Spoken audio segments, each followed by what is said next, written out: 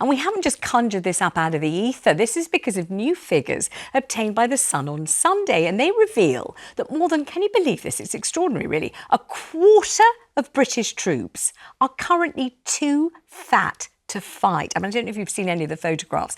Out of nearly 150,000 service personnel, more than 40,000 are at increased high or very high risk of ill health because of their weight in the past year. You won't be accepted into the armed forces if you are overweight. So what's happened here is that people have got put on enormous amounts of weight, got incredibly obese while serving in the armed forces. They arrived at an ordinary weight, now they're not. A Ministry of Defence spokesman says where service personnel experience weight-related issues, comprehensive medical and dietary support is provided. But I wonder whether you think the army, because after all it is the army, ought to take a tougher stance than that. You know, if you're too fat to fight, Carrie, you're out. What does it mean to be too fat to fight? Are we saying that people that are overweight can't fight? I mean, when you look at the pictures and see what they're saying, these people who really are clinically obese, they find it hard to move. How did that? Don't they have loads of training all the time? While serving. I mean, they arrived, they had to be a normal weight, the weight that was acceptable to join the armed forces. While in the armed forces, they've gained an enormous amount of weight, so they're now clinically obese and can't be deployed. But for that many people, if it's a sudden thing, surely they have to look at the culture of the armed forces. What's going on there? Do you think culture of curly whirlies and chocolate buttons? I mean, what kind of culture can it be? Eating too much. But are they, when you talk about, these are people in the military now, there are lots and lots, I don't know what percentage of the military are actually on the front line where you might think they need to be fittest at a certain level of fitness, but there are loads of jobs that they recruit for in the Navy, the RAF and the Army. What do you mean, like backroom jobs where you're never going to actually have to face combat? Well, there's quite definitely there's an obesity problem across the world, particularly in the UK. We know that with the proliferation of fat jabs, etc. But but there will be some jobs that you can imagine you need to be, at full fitness and at a certain weight to go on the front line if you're going to go to some kind of conflict. But there are lots of jobs where it might not be quite as important. Is that okay in the military, for heaven's sake? I mean, we are taking your calls on this one. Do get in touch. And it may well be that you somehow managed to glimpse a Bobby on the beat. There aren't very many, but maybe you did see one just whizzing away in front of you and you thought, gosh, if that policeman or woman had to give chase, they really do look very, very large to be able to catch anyone at all. Maybe you think that the same really ought to apply in the police force as well. There are so many people in the military who gained the weight while they were there serving. Cristo, what do you think of this? Well, firstly, it's depressing from the point of view that I've always thought with my weight problems, right, I'll join the army, that will solve it. Now I might end up fatter than when I started, which is quite depressing in itself. But also, when you look at all of these huge military parades around the world, look at China and look at everything else, they are all so disciplined, they all look exactly the same. We can't have a load of obese people on the front line in our army that sort of look like that because of the health problems that come along with it. Though? Weren't there underweight people in the army, First and Second World War? Well, they should all just be... Well, that was the First and Second World War. They were in the trenches and, I think life was a little bit different then. I'm not suggesting anyone should be underweight, but certainly if you're on the front line, especially at the moment when the world is in such turmoil, their ability to be able to sort of run across a battlefield is probably a fairly reasonable prerequisite. I might say, Carrie, given that 2.5 million people are already taking the weight loss jabs, we need military-style, huge parcels of them delivered into the Army, the Navy and the Air Force and get them on them and get them losing the weight. I don't know. Let's talk to David in Glasgow, who is a former Marine. David, your view would be fascinating on this. What do you think? Of course they've got to be kicked out. Of course they've got to be kicked out. Would you trust somebody that couldn't run as fast as you or go as far as you if they're obese? And they shouldn't be able to even be in.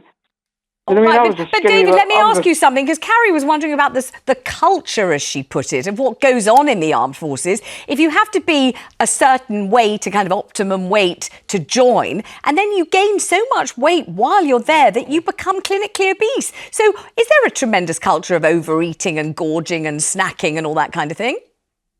I would say there's absolutely no chance of that, because I started at 16 and I was probably 8 stone soaking wet. And I never stopped running, and they beefed me up. They made me bigger and stronger and everything. But there was definitely no fat people that passed and got their berries. There are now. So what do you think has changed? Well, I don't know. I know people who have had really bad injuries and hadn't been able to serve again. So they put them in the Royal Marines would try to help and put them in the off-season type things, you know. I don't think all those people are recovering from injuries. It can't be that. It's a failure of top brass, isn't it, as well, though, to allow people to get to these weights. Don't you think? I mean, I read there was somebody got discharged recently from the army. They were 26.5 stone. Yes. Yeah. I mean, you can't do a lot, whatever the job is, you know, if you're that. Absolutely. Let's talk to Amanda in Leeds, who's been in the RAF. Amanda, tell me about life in the RAF and tell me about the opportunity to gain an enormous amount of weight while you're working. How does that work out, would you say? Hi, Vanessa. I find that really surprising because we always had regular PT sessions, which involved the beak test, as I'm sure military folk would appreciate, which was quite hard work. And I noticed we're talking about weight, and I'm not talking about people of 26 odd stone, but I've worked with people who looked big but were still very fit and capable of doing the PT and doing the regular fitness tests. And I think that's the most important thing, but I don't understand why there would be that culture, because we always had good food, but we had regular PT sessions. Yeah, but this has happened. This is a fact. This isn't something that people are suggesting. It is the current state of play. So, Amanda, somehow or other, people serving in the military have been allowed to get very, very heavy, and so heavy that they could not, for their own health, be deployed in the front line. So what do you think ought to happen? I would think there's a duty of care. They need to give them medical tests. They need to warn them and give them a timeline to get it sorted, because it's dangerous and it's not a duty of care in the military. What about a duty of care to yourself, people will be thinking? You know, you're in the military, well, exactly. you joined at a good weight, and now what are you doing to yourself there? Exactly. I think more information would be needed about how it got to this level, because that is just... I find it unthinkable, really, isn't it? Yeah. It's quite shocking. I think we're all surprised by this. Amanda's surprised. David, who was in the military, is also surprised. Well, it's the sheer numbers as well. It's like 8,000 in the army, 4,000 in the navy, 4,000 in the It's absolutely extraordinary. It's big numbers. Huge. Let's go to Graham in Hampshire. Graham, what do you think of this? Well, I'm very astounded by what's been said. Yeah. I was in a corps, which is not notably a first-line service, but I also was a sergeant major during I was at Arctic warfare, which you have to be really, really fit for. Yes, God. Now, soldiers are tested on their fitness on a regular basis. As she said, the bleep test. You have to do a battle fitness test once a year. You have to do a PT test once a year. And if you fail that, you have to go and do extra PT and all the rest of it. Now, as regards throwing people out for being overweight, you've got to look at how much it's cost to get that soldier fully trained. Good point. Now, I have never, in my 23 years service, ever seen a soldier at 26 stone, ever. And I just think we're getting a disservice there, I think.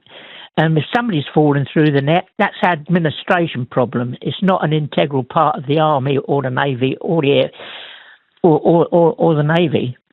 But let's imagine, though, that we know that these are facts because they've been supplied by a very reliable source, obviously, and it's somebody who really has become clinically obese. What would you do with them, Graham? Would you just step up the training and you put them on some diet programme or see if they want the fat jabs? Or would you say, well, obviously, kind of, you're just not inclined to serve appropriately here in the armed forces?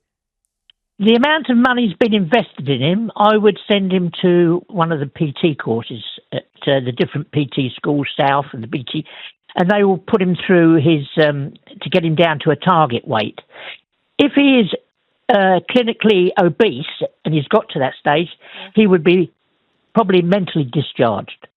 Right. Yes. Gosh. Sorry, physically, medically discharged, not So, medically. Graham, what did you because do? he What did you do when you were Sergeant Major? If somebody in your corps was putting on weight and you could clearly see that, would you take them aside and discuss it? Was there a sort of protocol about how you'd raise it? How did it work? Well, I used to give up an hour in the daytime, either at the end of the working day or at lunchtime, and take the guys that had been ticked for extra PT would come out running and circuit train with me for an hour. Right. And after they'd done that for an hour, 9 times out of 10, they would carry on doing that themselves to get down to their target weight. But now we're only talking like maybe, half a stone overweight. Certainly not anywhere near 26 stone. He wouldn't be able to do the job for a start off. He wouldn't be able to ski across Norway for 30 miles. I wonder if there's like an age break that. Sorry to interrupt, Graham. I wonder if there's like, is it an older end where we've got this obesity problem in the military? Is it the young? Because I don't know if there's It seems anything on the that, whole or if it's just thing across seems the remarkable. I'm glad we across the talked board. about it. Yeah. Thank you so much for the call, especially as all the callers had served in the military. And as they say in America, thank you for your service. We don't say it here. I don't know why we don't. I kind of feel as if it's one of the few Americanisms I can actually bear to say and feel I ought to say. So thank you very much, everybody who called on that one. Hugely appreciated.